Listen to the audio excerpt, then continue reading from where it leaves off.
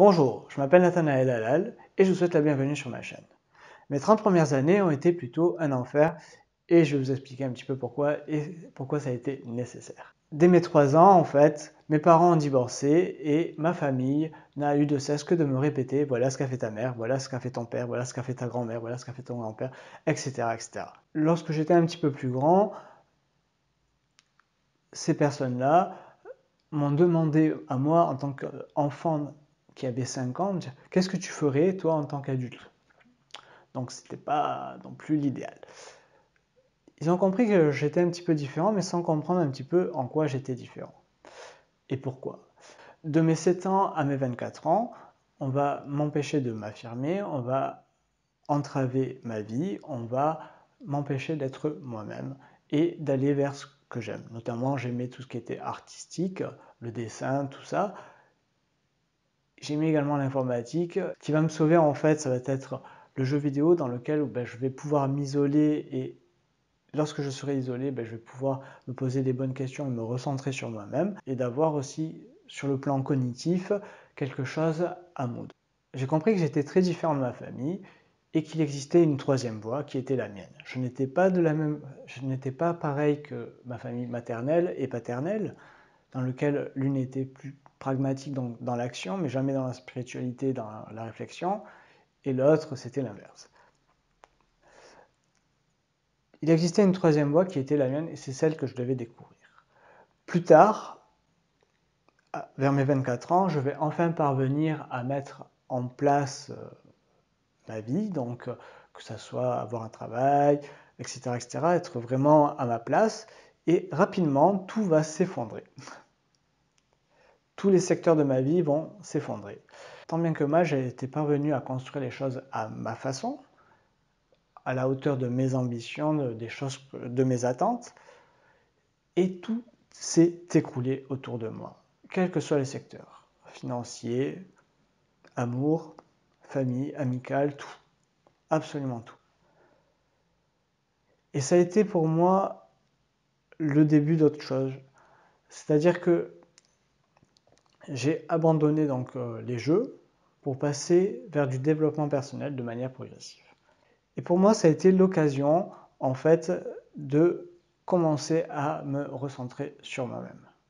Et surtout, d'avoir une grande introspection vis-à-vis de soi-même, de comprendre ses différences, d'avoir vraiment de grands questionnements très profonds, et d'aller vers un plan qui me demandait d'aller vers Carcassonne, sans savoir pourquoi, de comprendre en fait que les choses allaient se dérouler de telle manière. J'avais pour projet également de créer ce que je suis en train de créer aujourd'hui, mais malheureusement, j'étais trop négatif pour pouvoir créer quoi que ce soit. Il fallait que je sois également positif.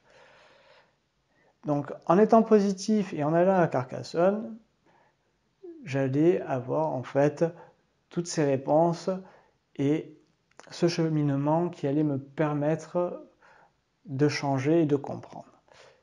Donc, j'ai eu un plan. Je suis allé effectivement à Carcassonne et pour mes 30 ans, donc, j'apprends que je suis ce qu'on appelle une personne au potentiel. Par l'intermédiaire d'un coach, je vais apprendre que je suis une personne au potentiel. Dès lors, je vais rentrer dans une sorte de stase pour faire le deuil de mon ancienne vie et comprendre un petit peu les comportements, tout ce que j'avais perçu, toutes ces différences, tout ça, et apporter une explication logique. Quelques mois plus tard, je vais voir des personnes qui ont un fonctionnement similaire au mien, et c'est là que je vais comprendre en fait la différence entre ce qu'on appelle un neurotypique ou les normaux pensants, avec un haut potentiel ou un surdoué. Pareil. Et qu'en fait, ces deux personnes ont un fonctionnement similaire en dehors de la zone de confort. C'est vraiment ce que je vais percevoir. Vous l'aurez compris, mes 30 premières années ont été très difficiles, et il y a une leçon à retenir de tout ça, qui est ce que j'appelle la troisième voie. La troisième voie, elle se manifeste de deux manières. Elle est composée de vos actions que vous allez mettre en œuvre en place de manière alignée avec ce que vous êtes et ce que vous voulez et votre ligne directrice qui est vos valeurs, et le résultat qui ne vous appartient pas, qui appartient à l'univers, à Dieu, à ce que vous voulez, comment vous souhaitez l'appeler. Et c'est ça la troisième voie. Donc, la vie est intéressante parce que elle vous présente, en fait, elle vous met toujours en difficulté dans le sens où c'est pour non pas vous montrer vos faiblesses, mais pour vous montrer vos forces. Donc ce n'est pas une difficulté, c'est une opportunité qu'elle vous présente. Et ça, il faut bien comprendre parce que ça va vous permettre justement de vous élever. Les difficultés, en fait, ce sont comme si c'était des branches d'arbres ou des paliers sur lesquels vous allez vous appuyer pour progresser et avancer. Et ça, c'est génial.